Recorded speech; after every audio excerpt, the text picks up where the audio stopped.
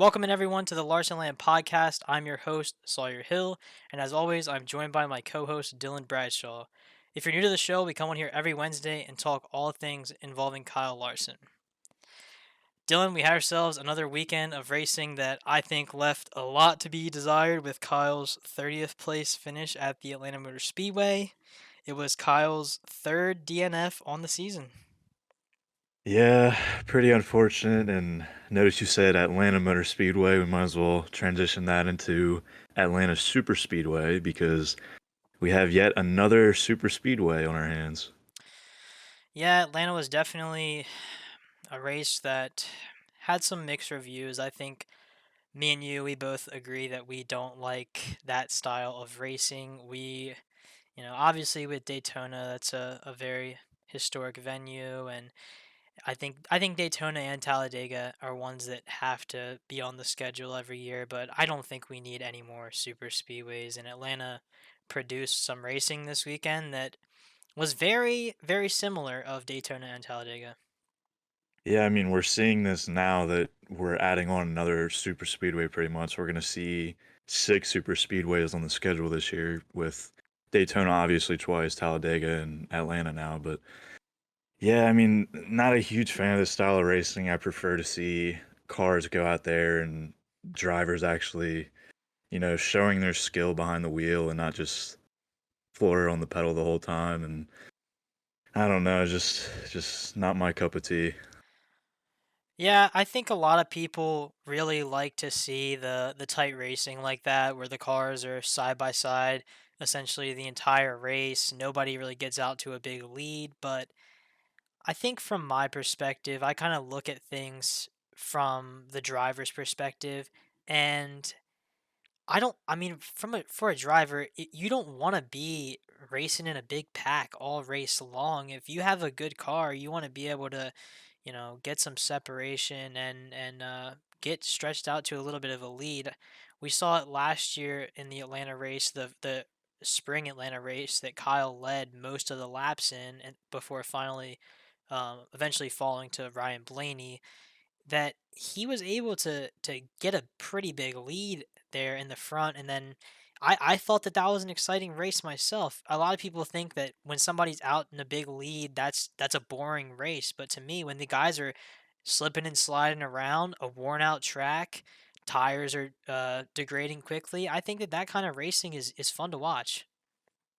Yeah, I mean, I think it's exciting. I definitely like that type of racing, but you mentioned it when we were talking off the podcast. I think a different thing that we could see with Atlanta in the summer race is run a different package. You know that I believe it's 670 horsepower 4-inch spoiler package, and I don't know. It might produce a completely different race, and it could satisfy both people that actually liked the race this weekend and the people that didn't prefer it. So we might actually end up getting a different outcome if they decide to change the package on the cars.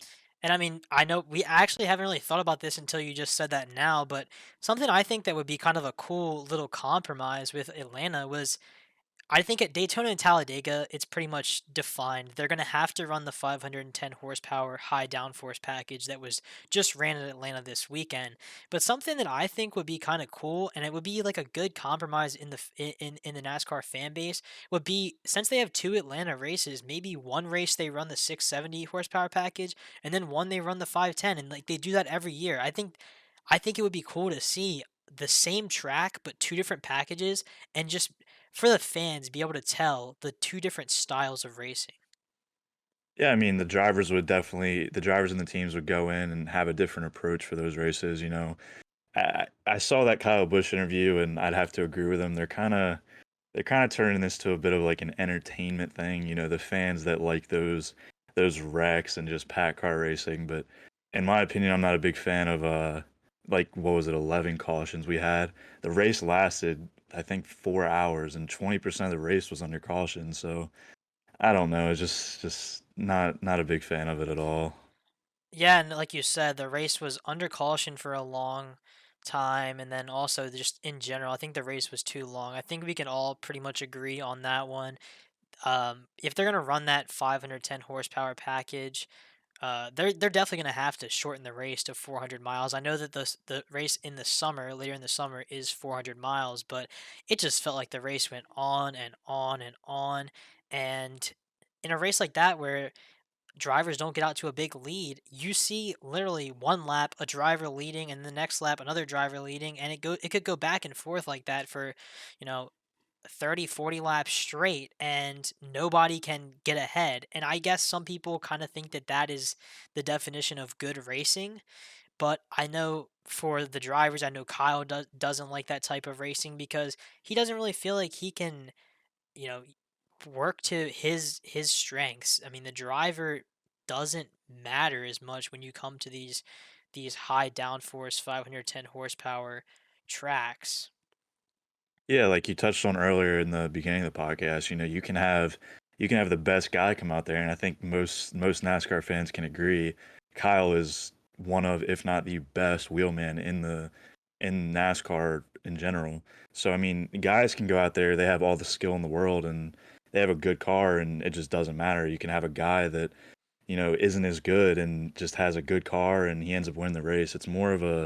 It kind of falls in more of a luck thing than a skill and just right place, right time. But I mean, that's the product of racing you get with these super speedways. That's why I'm like hoping we don't see more in the future. And, SMI doesn't, get kind of carried away and reconfigure every mile and a half track to be super speedway style. But I mean, there's nothing we can really do about it except kind of ramble on and rant like we're doing. Yeah, not much we can do except for just watch the races and hope for the best, especially in one like that. I think Kyle, it was a tremendous effort by Kyle and the team after wrecking the first time in the middle of stage two, and they were actually able to stay on the lead lap after wrecking the first time. Took a lot of nose damage. They were able to patch it up. And when they went back out, I was really surprised. I thought he was probably, after that, going to run middle of the pack, not really be able to go anywhere. But he shot up through the pack quickly and got up to second before the caution right before the end of stage two. And then, of course, that caution came out, and I think Cliff Daniels was really faced with a tough decision there because a lot of cars were pitting right before the stage, not really worried about the stage points, kind of just getting ready for the rest of the race, getting ready for the long haul. And some of the drivers up front opted to race for the stage win. Kyle did that. He raced for the stage win, and it ended up not being the best outcome with him wrecking there, Denny Hamlin, and him getting tangled up and taking out some other cars as well. Yeah, unfortunate wreck there, and team went in, slapped on about 15 pounds of bear bond, and just sent her out there. And he made that insane run, get up. I think he was in the 20s and made his way to second, battling for the lead there at the end of stage two. But then we obviously saw the Kyle Larson, Denny Hamlin in the corner. It kind of bumped them there. A lot of drivers didn't have a ton of grip on the turn, so if you bump the driver on the turn, they just completely lose control. And I mean, I think that's what happened with Hamlin. I saw some people kind of complaining, blaming it on Hamlin. Not a Hamlin guy myself, but I don't think it was intentional. It was just that product of racing. Like I said, it's the type of stuff you get at these super speedways. Yeah, I don't think anything Hamlin did was intentional there with the incident with Kyle, and we just take it and move on to next week. So with his DNF this week at Atlanta, it was Kyle's third DNF of the season. Are you worried at all about Kyle moving forward? I'm not too worried. He does pretty well at these super speedways. Daytona and Atlanta, obviously, he always ends up getting wrecked out. So I don't really like to count too much of those super speedway races towards him. I think he'll be good. I mean, he's proven to be the fastest, if not the fastest car out there every weekend. Hendrick has been unbelievable with this new next gen car. We have three or four drivers in Byron who got the win in Atlanta, Larson and Bowman. Three or four drivers have wins this season, so it definitely shows that Hendrick is doing like a great job with this new next gen car, and they're still the fastest. And yeah, I don't think it'd be too big of a problem. And we're heading into Circuit of the Americas next week on a road course. So Kyle and Chase Elliott, they both do very well at those. So I mean, I definitely don't think it's out of the question to see him possibly get a win next week. And as we head into the more, races that kind of involve some skill instead of just pedal to the metal, then he'll be good. I think he'll be fine. Yeah, I agree with you there. And then, of course, Kyle does have the win under his belt already, like you said, and that's going to be a pretty good cushion going into the rest of the season. So, like you said, you touched on Coda for a second. We will get into that in a little bit. Before we talk about that, again, big shout out to William Byron for the win. I know he's kind of he I feel like over the past year he has been like one of the most unlucky drivers in NASCAR. He's had a really fast car a lot of times and just seems to have everything that could go wrong for him. And I was happy to see him finally pull out a win. Yeah, it was nice to see. I was rooting him on there once Kyle unfortunately got determined that he was out for the race, but yeah, he's been really fast, he just has been really unlucky with wrecks and just ton of issues. He's been one of the fastest cars out there. Like I said, Hendrick has just been phenomenal so far going into this new next gen. But yeah, happy to see him get a win. And Jeff Gordon was in the booth, so we got to see the 24 in victory lane for the first time in a while at Atlanta. So yeah, happy for Byron. Glad he got a win under his belt, and that locks in three Hendrick drivers to playoff. So now we'll see what Chase can do. He's actually leading the points right now. So I mean, just pure domination right now from Hendrick. Just solid job. Speaking of Hendrick Motorsports, this past week there was a big announcement that took place at Sebring during the Super Sebring weekend. They had the WEC race, the 1000, the Sebring 1000, and then the IMSA race, the 12 Hours of Sebring. Hendrick Motorsports, NASCAR, IMSA, and Goodyear, they came together and made an announcement that Hendrick would be entering a Garage 56 car for the next NASCAR Next Gen car the uh, at the 24 Hours of Le Mans in 2023. So this was a big announcement. Nobody really saw this thing coming for Hendrick. I think of any NASCAR team to do it and enter that next gen car into Le Mans. I think they are the best team and the most prepared to do it. Chad Knaus was announced that he is going to be managing this operation. Of course, Chad did, or he is already involved with the Action Express number 48 IMSA entry, which Jimmy Johnson pilots for the entirety of the Michelin Endurance Cup. So I think Hendrick does have some good experience in this endurance racing, and obviously there's going to be some changes that have to be made to the next gen car in order to make it last a full 24 hours. In these endurance races, they do full brake changes multiple times throughout the race, so they're going to have to figure out stuff like that. And I mean, it's going to be interesting to see a NASCAR race car out there at Le Mans. Yeah, it's definitely a step in the right direction for the sport, and I think it's a good idea to kind of branch off and compete in other motorsports. And really interested to see who they're gonna choose to drive that. We saw Kyle Larson kind of make the offer. He has a Rolex 24 endurance win under his belt. He won that in 2015. So I mean, he might be able to hit all three. Maybe Sebring in the future. We never know. And obviously Le Mans, but yeah, I mean, the step in the right direction for sure. We could definitely see NASCAR kind of start to make their own events maybe with this, like some endurance races that are all NASCAR, and how they can kind of work the schedule around during the season to, let these NASCAR drivers compete in these races. So I'm curious to see who is going to drive that Hendrick car in Le Mans. Yeah, like you said, right now scheduling is kind of my biggest question with this Le Mans entry for Hendrick. Usually this is a race weekend. Le Mans is like I think in the middle of July or towards the end of July, and July is usually a jam-packed month for NASCAR every single weekend, racing on the track. So I think what NASCAR is going to have to do is, since they are a big part of this with alongside Hendrick, I think that they're going to have to take an off weekend during July at or the Le Mans weekend in 2023, and I think that's going to allow some of the NASCAR Cup Series drivers to maybe compete in this car. So, like you said, Kyle has expressed his interest in driving the car. I think Kyle almost has to be one of the first options for Rick Hendrick. I think the obvious ones are Kyle and Chase Elliott, but even Jimmy Johnson, who's been racing endurance, doing some endurance races over the past 2 years, I think he's a guy that would bring a lot of knowledge to the team with his experience just in the past year or so.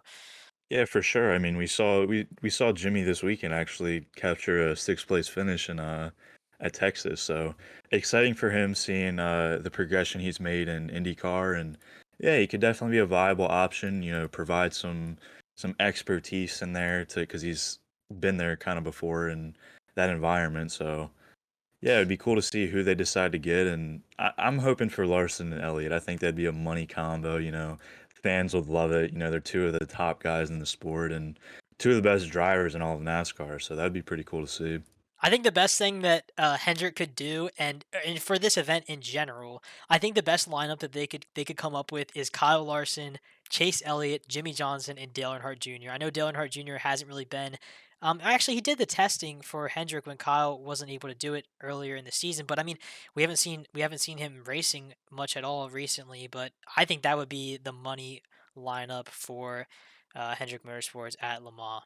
Yeah, I mean that would definitely sell some T-shirts for sure. Definitely the biggest name guys you can probably get in motorsports. So yeah, I mean, it would be cool to see, you know, how this will progress. And I'm not too knowledgeable in Le Mans or any of these endurance races really, but one of my favorite movies actually, we're Chevy guys obviously, but Ford versus Ferrari, it actually covers this story about Le Mans and Ken Miles. Definitely recommend the movie. It's one of my favorite movies I've ever seen. It has Christian Bale and Matt Damon in it, but yeah, I've watched that a few times and kind of learning the history a little bit of Le Mans and how, you know, influential it is to motorsports. Yeah, I haven't seen the movie actually, but I've heard nothing but great things about it, and it's something that I'm definitely gonna have to watch. But like you said, very excited for that announcement with Hendrick running Le Mans.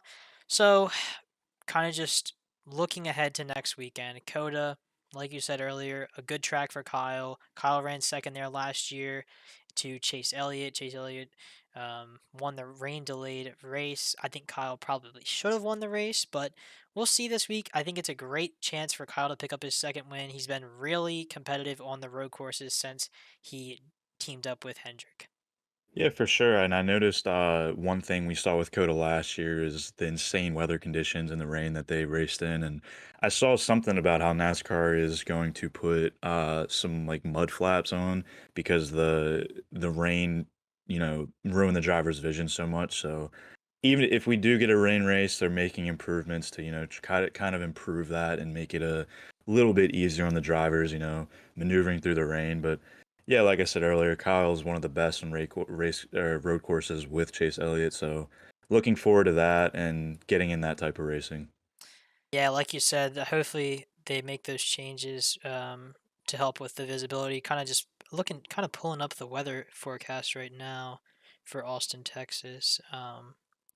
It looks like we're clear for this weekend's racing, so that's gonna be good. I kind of enjoyed the rain race last year, but it did get out of hand, and because we don't get to see NASCAR in the rain that much. I mean, we've rarely seen that, and it was kind of unique to watch, but also at the same time it was crazy. Cars were crashing all over the place, and just something that you don't really see that often. But it looks clear for this weekend, which is a good thing, and I'm glad we're gonna get to see a clear race this weekend at Coda.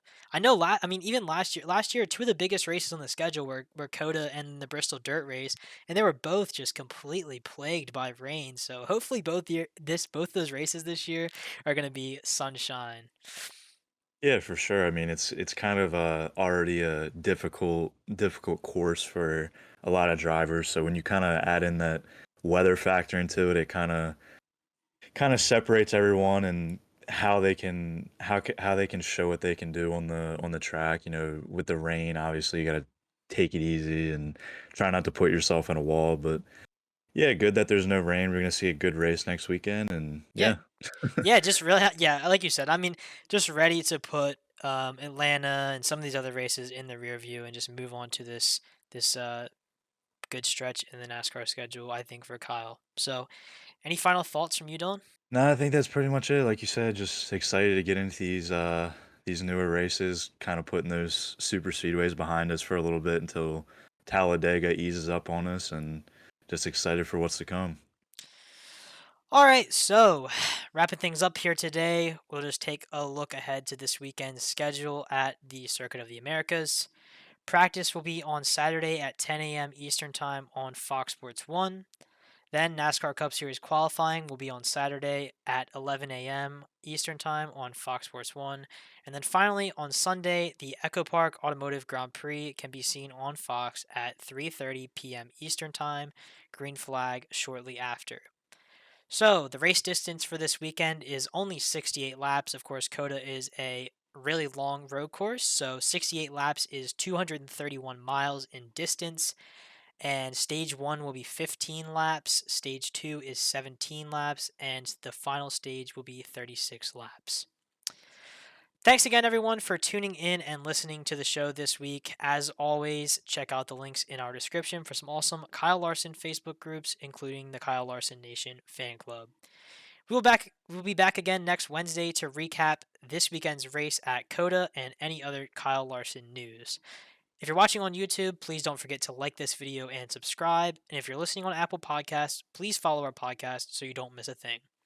Have a great rest of the week, everybody, and enjoy the race on Sunday. We will see you in the next episode.